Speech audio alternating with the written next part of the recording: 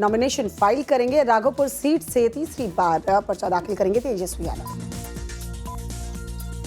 ये इस बीच तस्वीरें भी सामने आएंगी जब तमाम जो बड़ी तादाद में कार्यकर्ता हैं, नेता हैं, उनके साथ में आज तेजस्वी यादव मौजूद हैं और नामांकन भरने के लिए वो जा रहे हैं।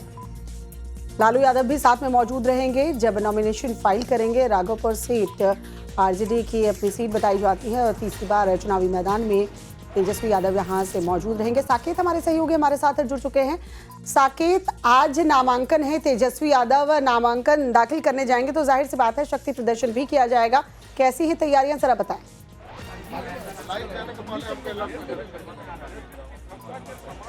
देखिए, मैं अभी वैशाली जो हाजीपुर में समाहरणालय है वहां पर मौजूद हूं और यहीं पर सामने आप देखिए ये जो आप अनुमंडल कार्यालय देख रहे हैं, विधानसभा आम निर्वाचन 2025 राघोपुर विधानसभा, यानी राघोपुर विधानसभा के लिए जो नॉमिनेशन है वो इसी जगह पे होगा। और यहां पर तेजस्वी यादव चूंकि पटना से निकल चुके हैं अपने आवास से और वो थोड़ी देर में यहां पर पहुंचेंगे। उनके साथ राबड़ी देवी, लालू यादव दोनों नेता मौजूद होंगे और यहाँ पर नॉमिनेशन की जो प्रक्रिया है वो यहाँ पर चलेगी। यहाँ पर देखिए कई नेता जो हैं वो भी यहाँ पर पहुंचे हुए हैं। यहाँ पर चूंकि तेजस्वी यादव एक तरह से कहिए तो सीएम फेस हैं और उनका आज नॉमिनेशन है। यहाँ पर जयप्रकाश जी हैं, हम एक बार तो यहाँ पर देखिए तमाम नेता यहाँ पर मौजूद हैं। किस तरह से आप तेजस्वी जी नॉमिनेशन करेंगे, किस तरह की तैयारी है? हम लोग का तैयारी तो उसको पूछा जाता है जो तैयारी करने के लिए एरोप्लेन से उतरते हैं बिहार की धरती पर तैयारी करने के लिए। हम लोग का तो 365 दिन में 366 दिन तैयारी हमारे आदरणीय नेता तो हमेशा जन सेवक को लेके संतुष्ट, मतलब अभी से आश्वस्त है आप? बिल्कुल संतुष्ट। क्या इस बार जो है 2/3 से ज्यादा बहुमत से हमारी सरकार आने वाली है। हम लोग तो सरकार में आ रहे हैं। देखिए ये कह सकते हैं तमाम जो नेता हैं वो तेजस्वी यादव चूंकि यहाँ पर अब थोड़ी देर में पहुंचेंगे तो पहले से सभी नेता यहाँ पर मौजूद हैं। लालू यादव भी यहाँ पर आ रहे हैं, राबड़ी देवी यहाँ पर पहुंचेंगी और इसी जगह पर ये जो आप सामने देख पा रहे हैं यहाँ पर जो कागजी प्रक्रिया है वो यहाँ पर आप देखिए किया जाएगा और इसके बाद नॉमिनेशन के लिए यहाँ इस वाले जो ये जो आप देख पा रहे हैं जो सिक्योरिटी गार्ड यहाँ पर मौजूद है, यहाँ पर नॉमिनेशन के लिए तेजस्वी यादव अब से थोड़ी देर बाद पहुंचेंगे और अंदर अपना नॉमिनेशन फाइल करेंगे। चूंकि ये जो राघोपुर सीट है वो लालू यादव या यूं कहे लालू परिवार का लगातार इस पूरे सीट पर कब्जा रहा है। चाहे वो राबड़ी देवी यहाँ से कई बार चुनाव जीती, लालू यादव चुनाव जीते और तेजस्वी यादव भी यहाँ से चुनाव जीतते आए हैं। तो ऐसे में एक कह सकते हैं पारंपरिक सीट एक तरह से आरजेडी का और लालू परिवार का राघोपुर रहा है और एक बार फिर तेजस्वी यादव इस सीट से मैदान में उतर रहे हैं। महागठबंधन के तरफ से एक तरह से सीएम का चेहरा वो है। हालांकि कांग्रेस इस बात को मानने को तैयार अभी तक नहीं है। उन्होंने कहा है कि चुनाव बाद इन चीजों पर बात होगी, लेकिन कहीं ना कहीं एक बड़ा चेहरा। शुक्रिया। एक बड़ी खबर दर्शकों को बताते हैं, इस वक्त जो आ रही है अमित शाह से मिलने उनके आवास पर उपेंद्र कुशवाहा जो है वो पहुंचे हैं। तो अमित शाह के आवास पर यह मुलाकात होगी। आपको बता दें उपेंद्र कुशवाहा जो कि नाराज थे, सीट को लेकर नाराजगी है। गोह सीट से उन्हें चुनाव लड़ने के लिए जब कहा गया है उसके बाद उनकी नाराजगी सामने आई। उन्हें मनाने की कोशिश की गई है लेकिन वो नहीं माने और जब वो अमित शाह से मिलने के लिए दिल्ली के लिए रवाना हो रहे थे उसके पहले उन्होंने बताया था कि एनडीए में सब कुछ ठीक नहीं है, बहुत उम्मीद के साथ दिल्ली जा रहा हूं, ये भी उन्होंने कहा था। और इस बीच एक बड़ी खबर बिहार की सियासत से जुड़ी हुई आपको बता दें, चुनाव से पहले ओवैसी का तेजस्वी के ऊपर निशाना सामने आया है। आरजेडी की आज की लीडरशिप नादान है, ये कहना है असदुद्दीन ओवैसी का। आरजेडी की लीडरशिप में दूरदर्शिता नहीं।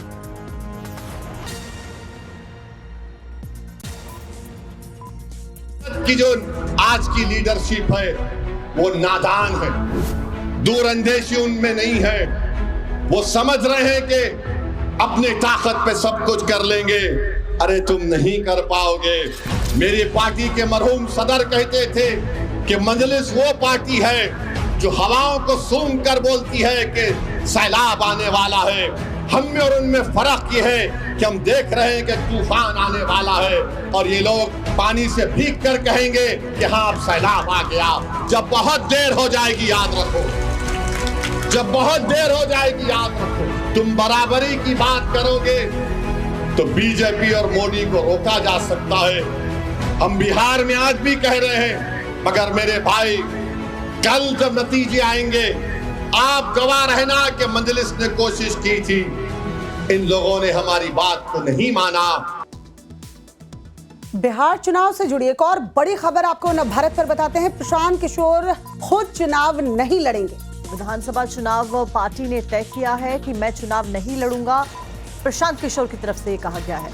बिहार में भ्रष्ट नेताओं को प्रशांत किशोर ने चेतावनी भी दी है। सत्ता में आए तो 1 महीने में एक्शन लिया जाएगा, प्रशांत किशोर का कहना है। उन्होंने कहा, मुझ पर ज्यादा भार है और यही वजह है कि मैं चुनावी मैदान में नहीं उतरूंगा। अगर मैं चुनावी मैदान में उतरता हूं तो मुझे अपनी सीट के लिए भी मेहनत करनी होगी, लेकिन फिलहाल मेरा एक दिन का वक्त जो है वो सिर्फ पार्टी के लिए है।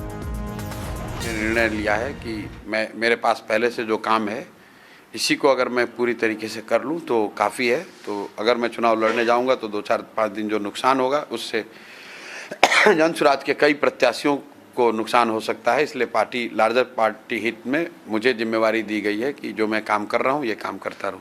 इन सारे कामों के साथ, पॉजिटिव काम के साथ एक नेगेटिव डिस्ट्रक्टिव काम होगा कि एक नया कानून बनाया जाएगा जिसमें 100 सबसे भ्रष्टतम नेता और अफसरों को चुनकर उनके खिलाफ प्रोसिक्यूशन का प्रावधान किया जाएगा। ट्रायल कोर्ट बनाए जाएंगे ताकि साल भर के अंदर अंदर 100 सबसे भ्रष्ट नेता और अफसरों को न सिर्फ उन पर चार्जशीट फाइल किया जाए, उनको प्रोसिक्यूट किया जाए, बल्कि उनके द्वारा अर्जित की हुई संपत्ति, बिहार से लूटे हुए संपत्ति को वापस उनसे लेकर बिहार के खजाने में जमा कराया जाए। वहीं नामांकन से पहले पूजा करने के लिए विजय सिन्हा पहुंच चुके हैं।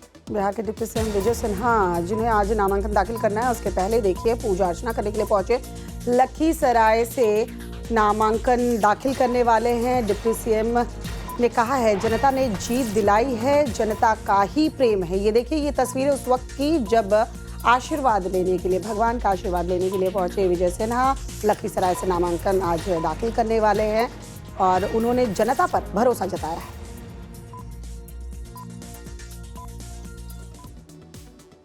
और सूत्रों के हवाले से खबर मिल रही है कि सीट बंटवारे को लेकर आरजेडी और वीआईपी में समझौता हो चुका है। 18 सीटों पर चुनाव लड़ेगी वीआईपी और सोर्सेस ये बता रहे हैं कि सीट बंटवारे को लेकर मुकेश सहनी तेजस्वी में सहमति बन गई है।